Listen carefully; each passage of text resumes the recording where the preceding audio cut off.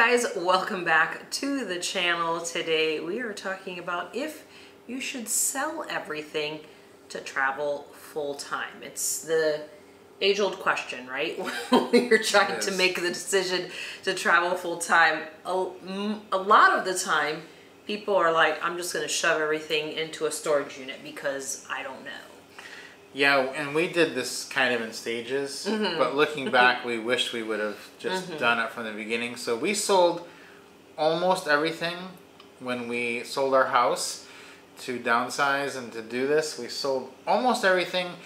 We got one storage unit. It was like a 5 by 10 foot storage unit, and we pretty much filled it with stuff that we really shouldn't have probably saved, but we filled it up with stuff like our bed and just golf clubs and stuff like that, you know, looking back we should have sold. But that's what we did because there's always this little bit of fear in you that this isn't going to work out, or what if I can't get this stuff back? This stuff is really important to me.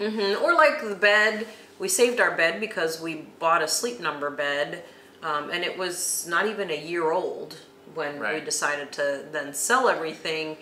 And we were like, oh, well, we just got this bed. Let's just hang on to it. Yeah, and when you really stop and think of the economics of it, though, you're paying probably, you know, $100 a month for storage, so you're paying $1,200 a year. And we kept the storage unit for about 2 years, so that cost us $2,400. The bed wasn't even worth $2,400, and basically everything in the storage unit was probably worth about $3,000 to $3,500. And if we had just sold it up front and this didn't work out and we just didn't want to do it anymore, we could have bought it back for a lot less than we spent on the storage unit. So yeah, and you know, sometimes it's hard to let go of stuff. Like we still had china from our wedding, and you know, oh, this was my favorite pan. Like, why would I pay to store it? Now that I'm thinking back, I'm like, what was I thinking? So eventually, to kind of rip the Band-Aid off, we just paid someone and we said, here's our storage unit.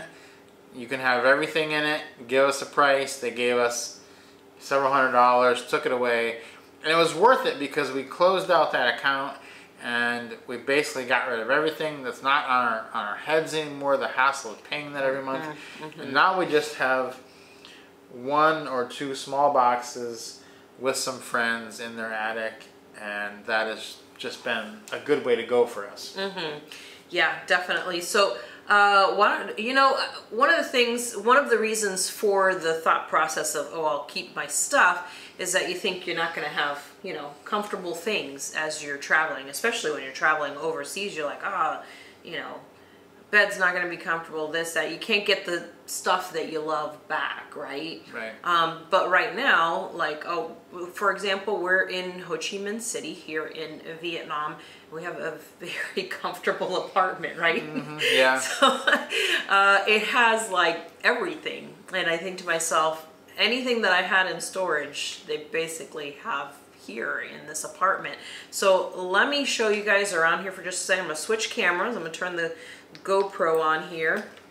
All right, and here we go. I'm gonna take you on I'm gonna take you on a tour here real quick. Dishwasher, okay, although that is rare in Asia, but still, we have a dishwasher in this particular apartment. Haven't done the dishes, so pretend you don't see that. Cover that up. And then we've got pans and everything. Look at this nice microwave. And actually, behind this door, behind this door here, out here is a washer and a dryer. What? That's pretty awesome too. So you do get a lot of those same comforts from home. I mean, you're thinking to yourself, if I told you I'm staying in Ho Chi Minh City, Vietnam, you wouldn't be thinking, oh, she's gonna have a dishwasher and a washer and a dryer. Nah, of course not. Of course, yes. Check out this bathroom here. This beautiful bathroom. Nice sink, the cupboards. Look at that shower. Look at that, rain shower and handheld, your choice. So that's really nice there. And then let's see, out here's the living room. You see Rob hanging out in front of one of I'll show you our favorite spots. The TV here this is one of the big problems I had when we were selling everything. Was we had a pretty nice TV. I think it was like a 55-inch TV, and we had, you know, it wasn't super expensive, but I didn't really want to just give it away. But when you sell a used TV, you basically have to almost give it away. So we did that. I thought, oh, I'm never going to get a nice TV back, but this TV is nicer than the one I sold. This is a Samsung. It's just an amazing TV, and it comes with this Sonos sound system, soundbar. So we have our Xbox hooked up to it that we travel with, and it is just amazing. But if you come in the bedroom, not only do we have one TV, but we have another one. I don't know that we've even turned it on. We haven't turned Have that we one even on turned yet, this no. one on? Yeah, we don't usually watch TV And in the speaking room. of the bed, we were fretting about selling our bed, but this is the most comfortable bed we've ever had. Yeah, I'm pretty sure it's the most comfortable bed we've ever slept in, right? It's so nice. It really is amazing when you hit the road what you get. Yeah, and we're paying $1,150 a month for this apartment. If you were to rent it long term, you could get it for $900 a month.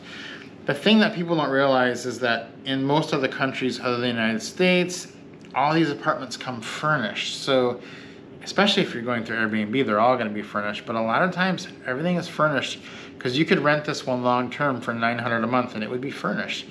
And that is why you just can afford to sell everything. I know when we were thinking about doing it, we were looking at, oh, maybe we'll go to Las Vegas for an apartment for a while. We looked at the apartments there and we're like, we're going to have to buy couches and TVs.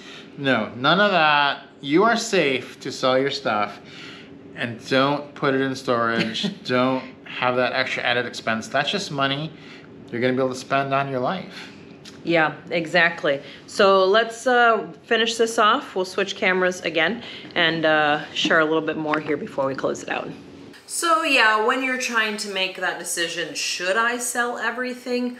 Honestly, you can go ahead and do that. Save yourself the money, save yourself the trouble of jamming everything into storage. If you've got a few little things that you want to hang on, find a family member or a friend who's got a little corner somewhere that you could store a couple of things, right? Right, and we obviously kept my cameras, our computers, anything we can travel with. We each have a backpack and a suitcase.